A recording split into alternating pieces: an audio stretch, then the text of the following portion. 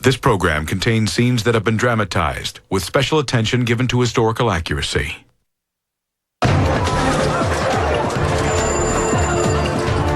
One man with a dream. It's time to take the gloves off and play by any means that I could think of. Armed with a secret blackjack busting computer. Keith Taft really caught the gaming industry with their pants down. He will risk his faith, his family, everything to bring down the house. This isn't the environment I want my family to be in. Congratulations, BlackJack, sir. All right. They've got total control. Ah, picked the wrong casino, kid. And you wonder, did they make me disappear? Get off me!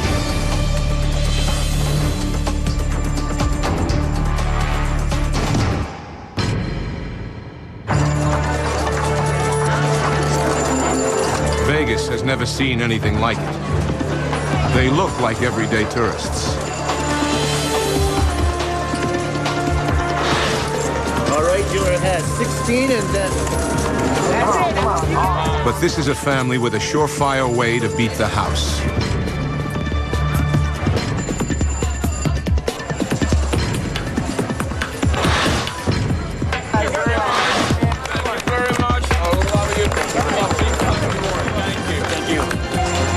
Secret signals,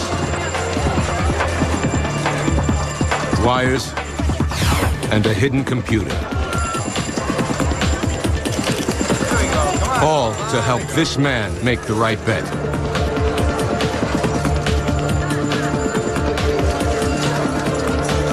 What do we got here? The 16, I have a 6 showing. That's a tough call.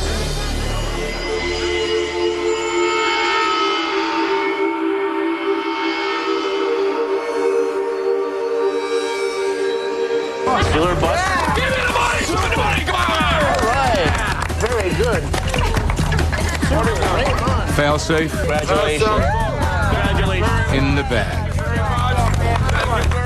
Guaranteed. Or is it?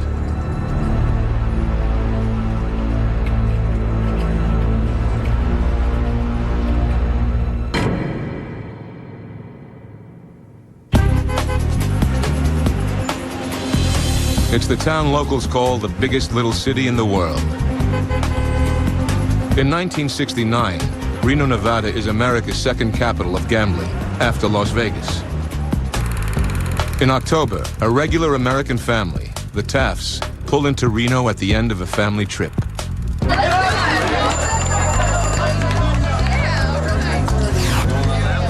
Dad, Keith Taft, is curious to see the inside of a casino. We thought, well, let's give that a try. I'd never been in a casino, I don't believe, before, so I went into this new environment and not really understanding any of the games. Keith is an unlikely gambler. His family's interests are more spiritual than material. We had a lot of church activities. All my children are musical, and we sang as a family. The church has always been an extremely important part of our life. Keith's wife, Dorothy, is immediately repelled by what she sees. I felt it was a sinister atmosphere. And I remember the smoke, and people didn't look that happy.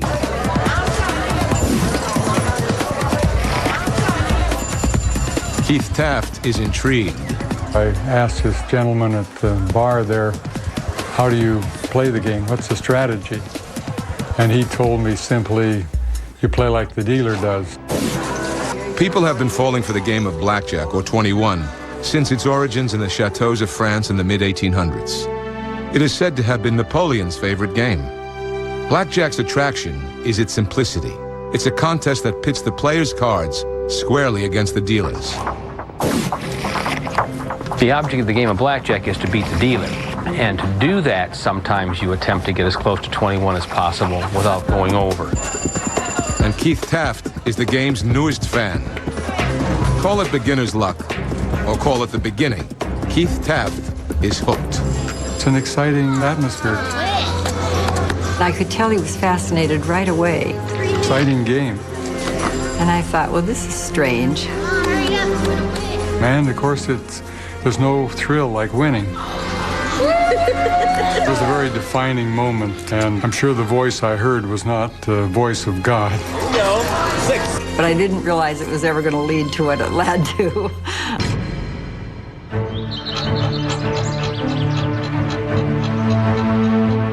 Keith Taft's first taste of blackjack sets his mind spinning. A mechanical engineer, he senses that the game involves more than just luck. Keith Taft is not the first to realize that blackjack is a math problem. In 1962, an MIT professor, Edward Thorpe, published Beat the Dealer, a book claiming that using math, anyone could beat blackjack. It changed blackjack forever. The publication of Ed Thorpe's Beat the Dealer changed the industry across the board. Prior to that book coming out, the most popular games were dice, roulette, and blackjack exploded. Well, what Ed did with Beat the Dealer was show people that blackjack wasn't just a group of random events, that it wasn't all luck. Thorpe's revelation was this: if you could mentally keep track of the cards already dealt, you would have a better chance of beating the dealer. He identified which of those cards were very, very strong for the house and which were very strong for the player. Thorpe realized that blackjack is a game with a memory. Each hand is affected by the previous one. Big cards are good for the player. Small cards are bad for the player. If there's a whole bunch of big cards, you bet your sister, and if there's a whole lot of little cards, you go to the bathroom and wait till the next shuffle. Vegas insiders call this practice card counting.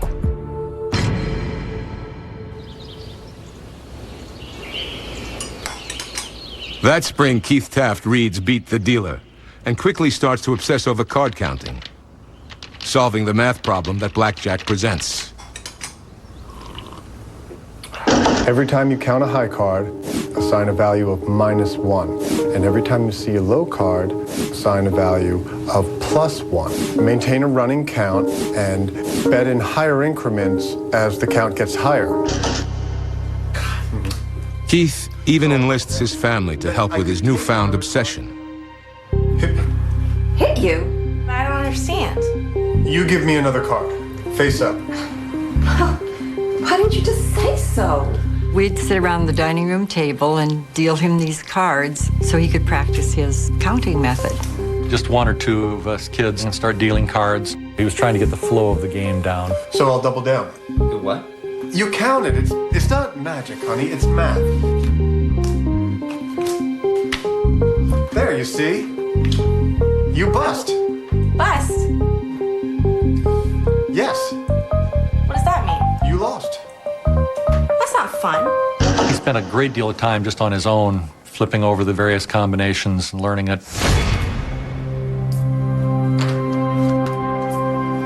One day, as Keith is practicing his card counting technique, he has a rush of inspiration. It could be done better with computing machinery. Instead of counting the cards himself, why not build a computer? This was a real revelation, a bolt from the blue.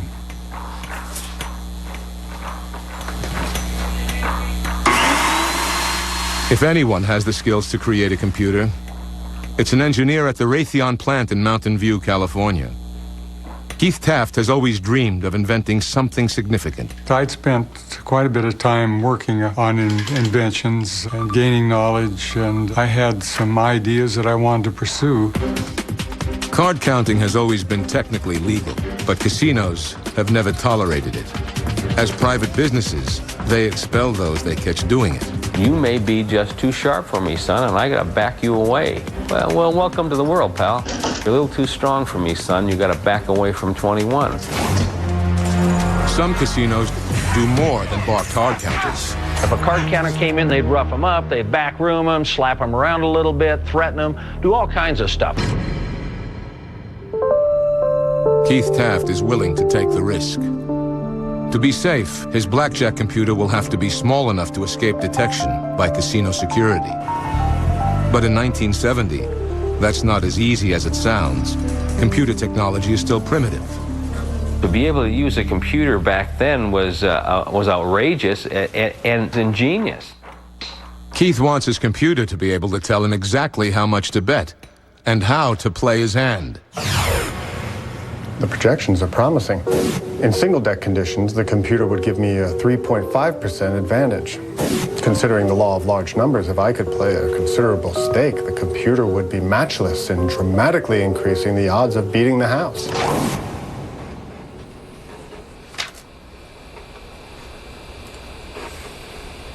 First, Keith creates a central command system. The computer was designed so that it was in 4 sections, which were hinged together so they'd wrap around my body, about an inch thick, about 4 inches high, and just wrapped around my stomach. Keith must devise a way to secretly input the cards into the computer without using his hands. To avoid arousing suspicion inside the casino, his hands will have to remain above the table at all times, visible to the blackjack dealer. Keith comes up with an ingenious solution. I decided to use my toes, so I had 4 switches, one above and below each of the big toes. One switch was a 1, one was a 2, one was a 4, and one was an 8. And I could put in any combination of those numbers. Keith builds the switches into the toe section of a pair of solid shoes. Using the binary system, he can input any card value in blackjack, but it's not easy. Whenever he was driving, he would practice reading license plate numbers and then practice with his toes, so he'd become faster and faster at inputting the cards. Those card values reach the computer via a set of fine wires that snake from Keith's shoes up to Keith's waist. Within seconds, the computer makes its calculations of what to play and how much to bet. But how will the computer tell Keith what to do? Keith's solution is a pair of glasses. I'm definitely going to want this on me when I walk on a casino floor. With a tiny row of lights embedded in the frame above the right eye. Let me try it out. Right. Yep, there it is. The lights, the green, the red, and the orange would flash against his eyes, so his eyes would twinkle with different colors. Look like Merlin the Wizard or something with a gleam in his eye. Do I look cool? I wouldn't go that far, Dad. Okay, as far as they work. Yeah.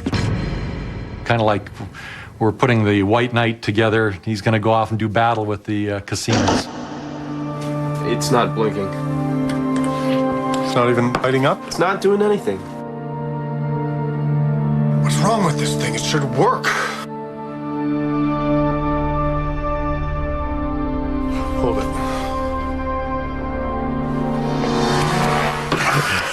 It works. It works. It works. Now we have to test it. For real. Keith Taft is ready to take his first blackjack computer into the casino to see if it really works. Keith knows the risks of being caught, but he must prove to himself that his invention can beat the dealer and change the world of casino gambling.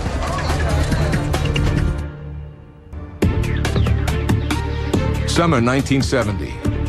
Engineer Keith Taft has invented an astonishing blackjack computer to count cards and break the house. It's the world's first concealed blackjack computer. Detailed, powerful, but devilishly simple in its design. It knows exactly which cards have been removed and which are left. So it could go through about 200,000 calculations. Now those are things you just can't do with the human brain. Now Keith is ready to unleash it on the casinos. He has no problem relieving them of a little cash for his family. The amount of money that would make us extremely happy would not even be missed by the casino industry. This inventor sees himself as a smart businessman, not a cheater. I didn't manipulate the cards or mark them. I took advantage of the information that was presented to me as any other player. Technically, he's right. In 1971, before the era of microprocessors, there are no laws on the books in Nevada banning computers in casinos. It was outrageous to think that anyone would come in all wired up for computing like that and then take advantage of the game. It's safe to assume that casinos will not welcome Keith's new device. Keith fully understands the risks he's taking. One of the things that bothered me most was the fear of the mafia. He's all too aware of the casino's reputation for backrooming and beating up people who cross them. They would kick your ass. They would take you in the back room. They'd thump you around a little bit. Perhaps I'd wind up with a set of cement boots. They threatened to burn people with cigarettes. They pulled out wire clippers, threatened them with those. Keith must be vigilant and secretive at all times, evading the casino bosses who fiercely guard the blackjack pits. I considered it to be very risky, but I thought I'd just be extremely careful and I would go under the radar.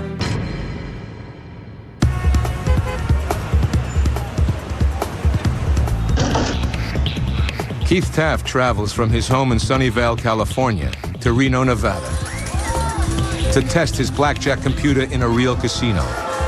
Sir? Cocktail, sir? I don't drink Cigarette? or smoke.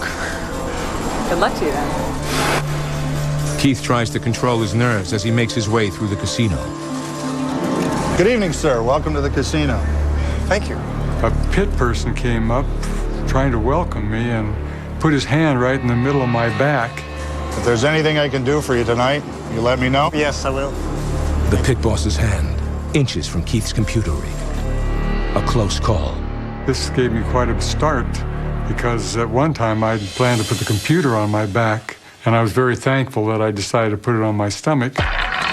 From the start, Keith's reminded that he must stay beneath the radar of those on the front lines of casino security. You would see us spend a lot of time picking out targets, surveilling them, falling into casinos, playing cat and mouse. It's a cat and mouse game, and one must develop skills and camouflage or you won't be playing very successfully. It's a battle between us trying to identify them and catch them in the act. It's a battle for them to try and do it covertly without getting caught. Regaining his composure, Keith steps up to the blackjack tables. I've looked for good playing conditions. The seat's free, right? Yeah, of course. Sit on in. Hello. Well, I picked a table where the dealer wasn't dealing too fast. Where are you from, sir? California. Sunnyvale. I wanted just low limits. I didn't want to bet much money. Probably $2 to $5 a hand. There you go. Good luck, sir. Alrighty, place your bets.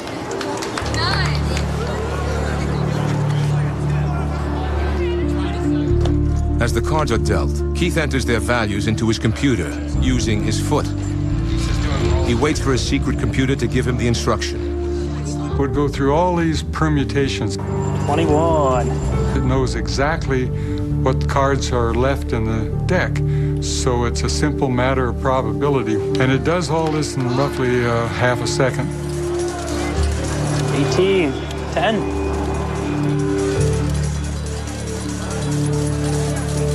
14. Dealer busts. Keith can't believe it. That first weekend, he makes $500, betting $5 to $15 a hand. I admit it, it's satisfying. It's a pleasure to see your theories borne out in proof, because that's what this is, a theory. Plus, you know, a little excitement. Okay, a lot of excitement.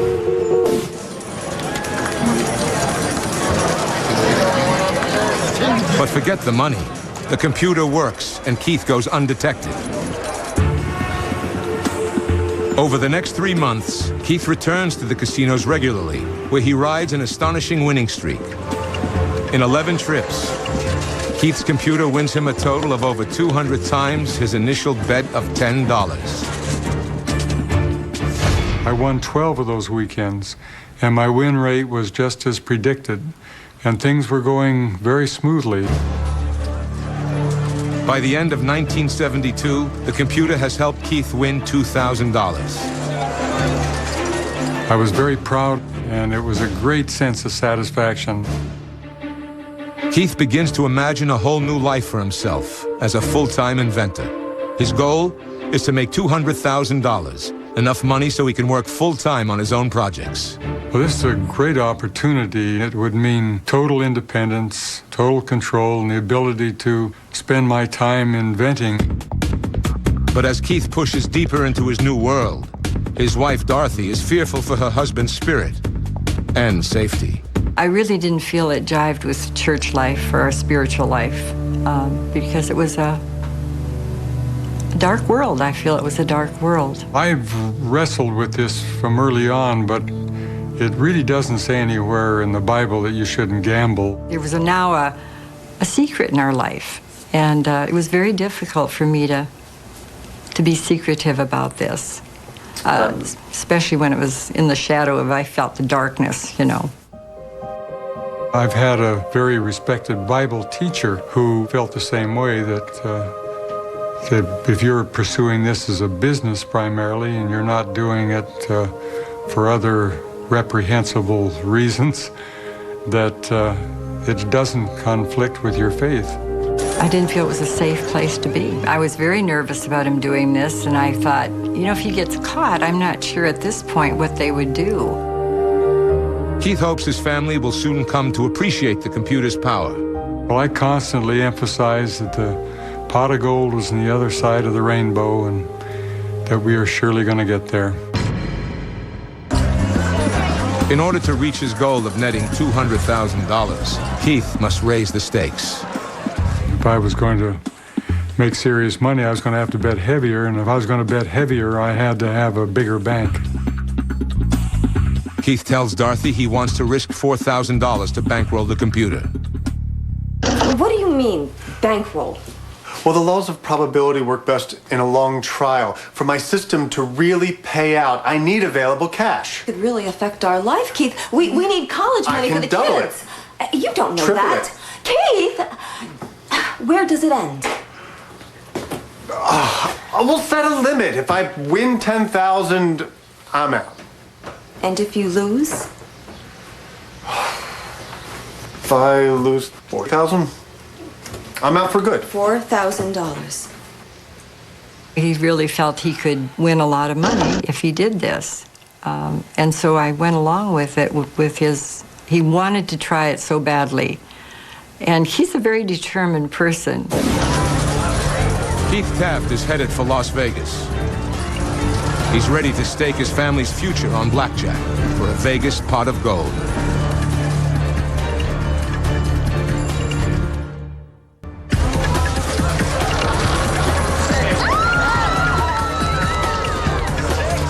Keith Taft, a church-going engineer from Sunnyvale, California, has brought his revolutionary blackjack computer to Las Vegas.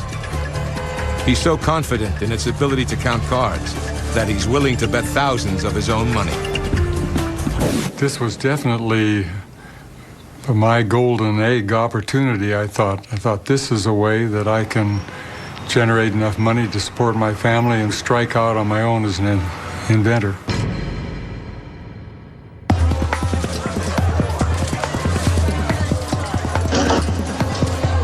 Inside the casino, Keith escalates his bets to $25.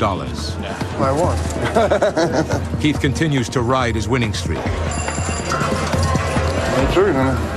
But the fact that Keith is counting cards and using a computer to help him doesn't mean he has an edge at every moment. 20. And over. Sorry, sir. Better luck next time. Bets, folks. He still experiences wins and losses as the deck fluctuates. And over. Bets, sir. Losing is sometimes just part of the game, even for a card counter. 22. Sorry, sir. Sorry, sir. And over. And over. Before the night is out, Keith is $4,000 in the hole, his agreed-upon limit. I was just horrified because we still had 4 teenagers and we had college looming up for all of them. And over. Over. And over.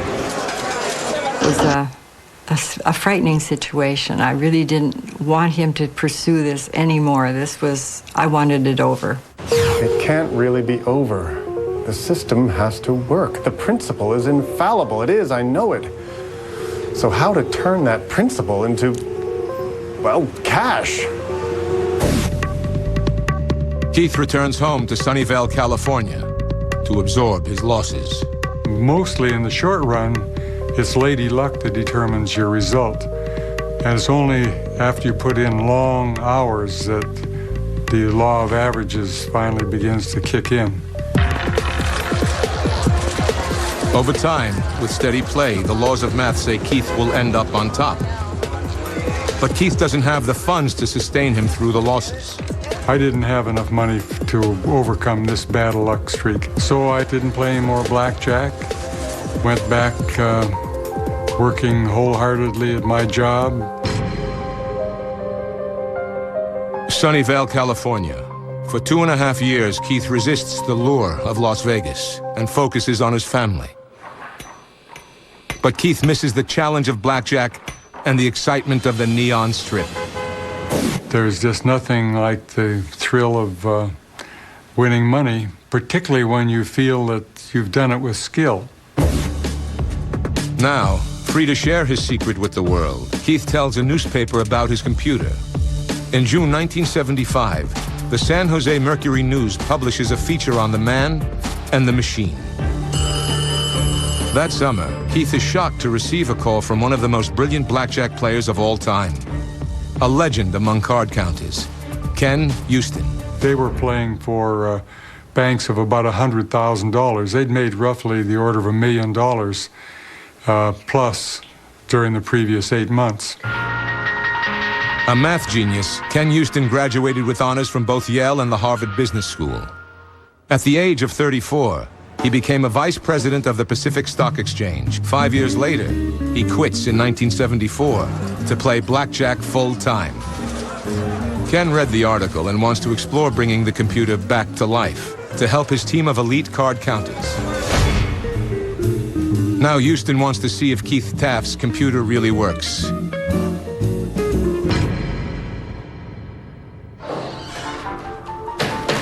Yes? Sorry, I'm looking for 1502. Well, that's where you're at, baby. Come on in. Are you Mrs. Houston? Am I who? Keith! Mr. Houston! Ken, please. Welcome to Las Vegas. Thank you. I see you met Roxy, huh? Well, sort of. I guess. So, what do you got for me?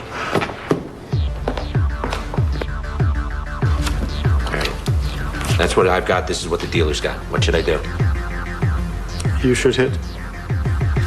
He began dealing out hands, and I would tell him how to play, and meanwhile he was counting mentally and then determining how he would play. What should you do? Stand. No, Keith. See, this is a classic moment to hit. It's classic. Oh! I told you, the computer is never wrong. And then when the computer would disagree with how his count system would cause you to play, he would look at the remaining cards and try and analyze if the computer really was making sense.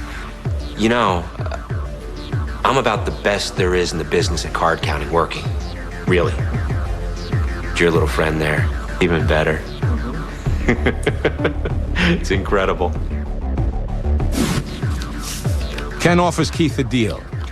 10% of the team's future winnings for 5 computers. I would provide the computers and some training, and Ken would provide the players a bankroll. Keith will have the backing of a businessman worth millions and access to a bankroll that won't push him into debt. Stakes would be much higher, so the potential was to make a lot more money. Again, he's very determined. He's determined to try it, so I went ahead and conceded. Keith must meet Ken's tight deadline for manufacturing the computers and improving the technology. But he needs help. His sons, 19-year-old Dana and 25-year-old Marty, jump at the chance. That was always a dream of mine. To work with my father was always, I thought that'd be very exciting. Keith must streamline the system so it fits Ken Houston's players.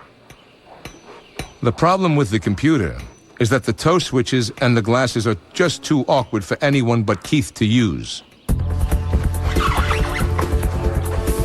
Keith reinvents the system. There will now be 2 people working at the table instead of 1.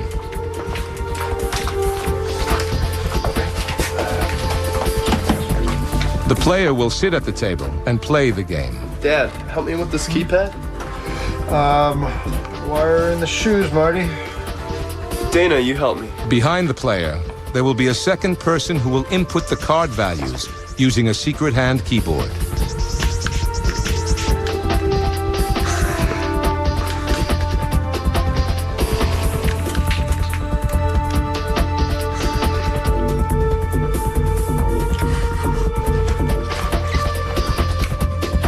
The inputter would have his hand in his pocket, reaching through a hole in his pocket to the 4 keys on his thigh, would stand behind the table, and the big player that bet the money would sit at the table.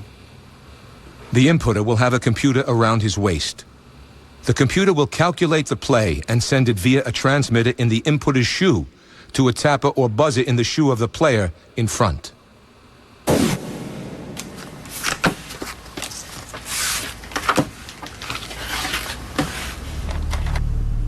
Tell me when you can feel a buzz.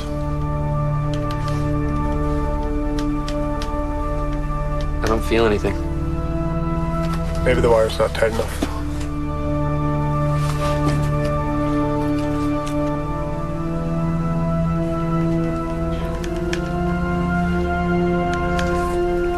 Oh, yeah, there it is. Loud and clear, Dad.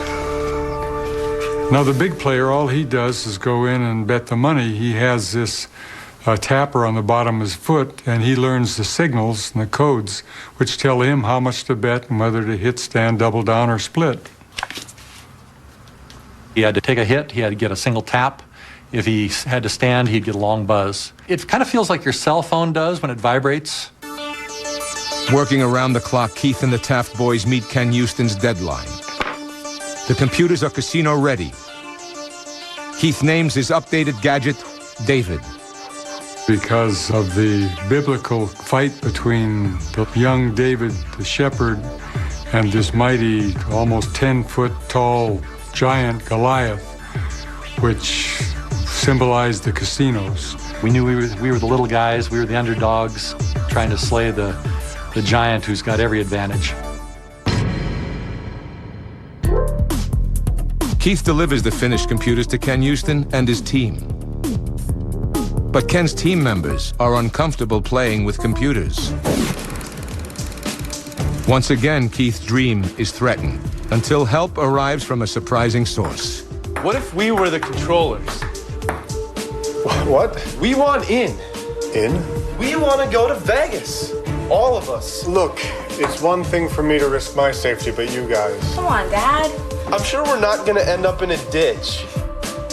Can we go, Dad? Please?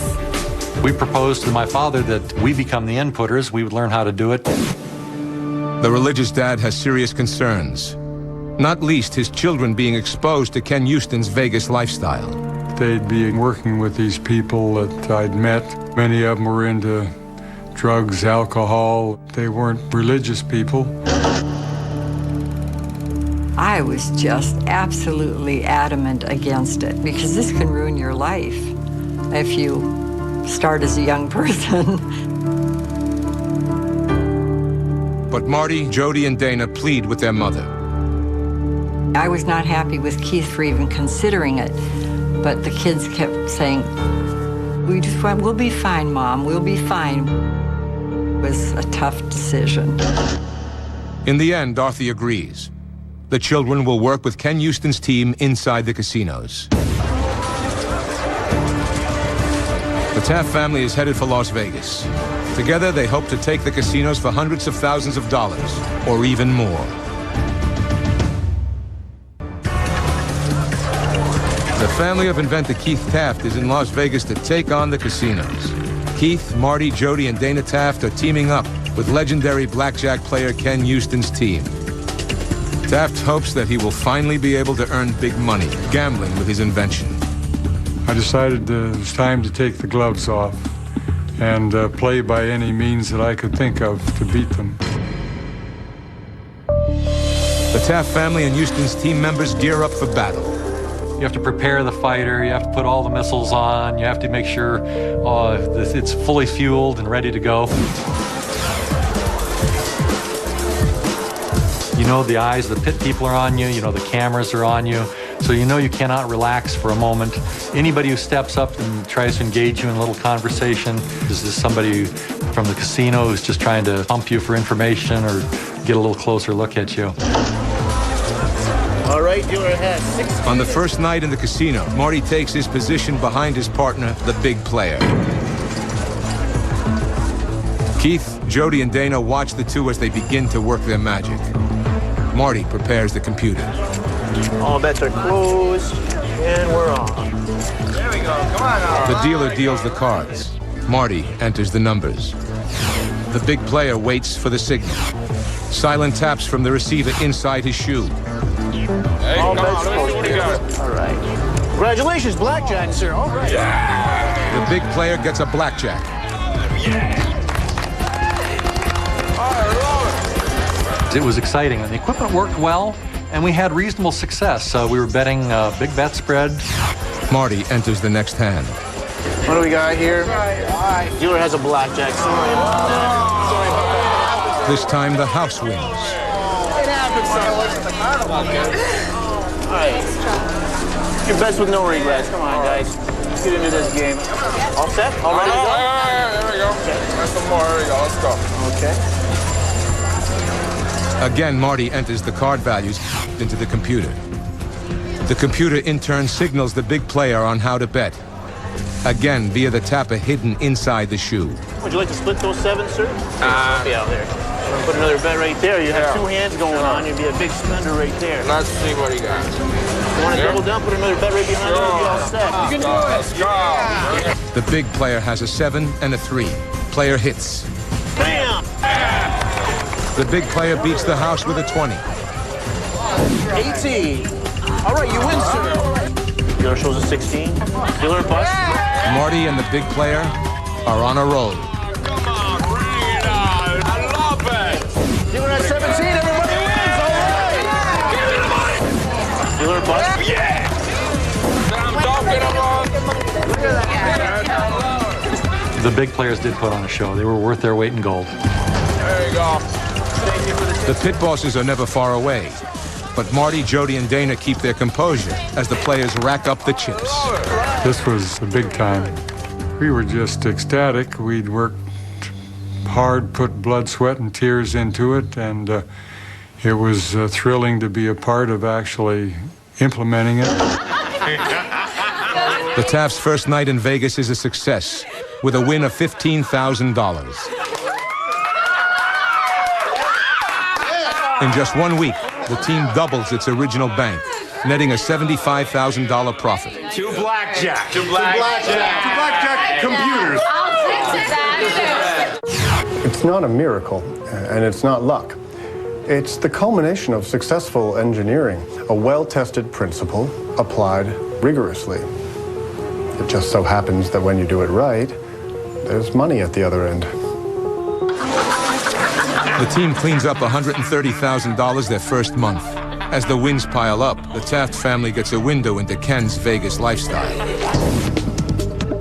Did have prostitute girlfriends. When we would have celebrations, when we broke a bank, why generally a few of them would light up with marijuana. We were straight-laced, and we're thrown in with a group of people that drank and they smoked. So, Marty, what's your story?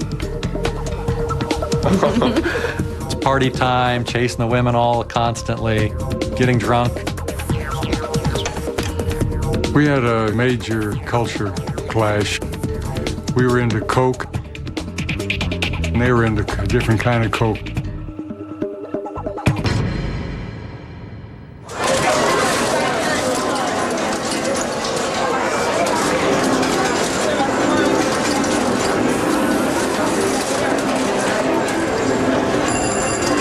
One night, after a big win, casino guards approach Marty as he walks away from the blackjack tables. And I thought, okay, they're going to throw me out of the casino because they think I'm a card counter. But that isn't what happens. As the two men move off the casino floor and into a hallway, Marty quickly realizes he's in trouble. You go, well, I'm not going to follow him. I turn around, there were two guys right behind me. They just shoved me right up the stairs. What are you doing? Picked the wrong casino, kid. Take it easy, geez. What do you think? This is a bank? You making withdrawals? No, I don't know. What are you doing? Stop. You're out of sight immediately. So now you no longer have freedom of action. You're the prisoner. Keith Taft's son, Marty, fears he may not leave the casino alive. Get off me!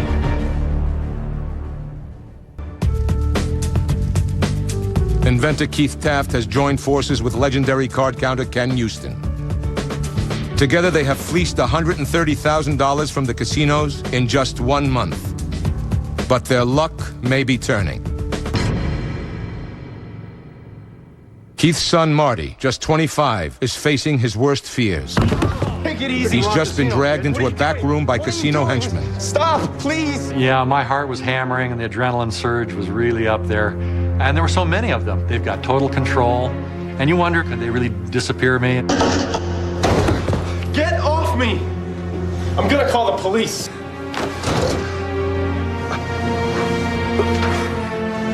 I can explain this. I'm all ears. It's not illegal. What are you, a lawyer? You have no right to do this to me. You know what, kid? I'm going to call the police. After 3 hours of interrogation, local police arrive to arrest and detain Marty. Marty is allowed one phone call.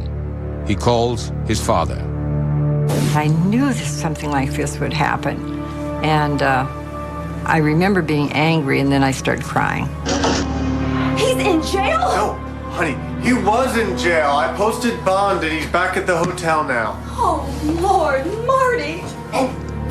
Worst case scenario, exactly what she would probably fear the most, that her son would have charges pending potentially against him. And it had to be very difficult. It has to stop. I felt like he really put his children in jeopardy. And then the more I heard about how they took Marty in the back room and made threats and so forth, I realized that my fears were right. Casino officials send the computer to the FBI in hopes of prosecuting Marty. They drop the case when the FBI rules the computer is not a cheating device. But now the Taft secret weapon is out in the open.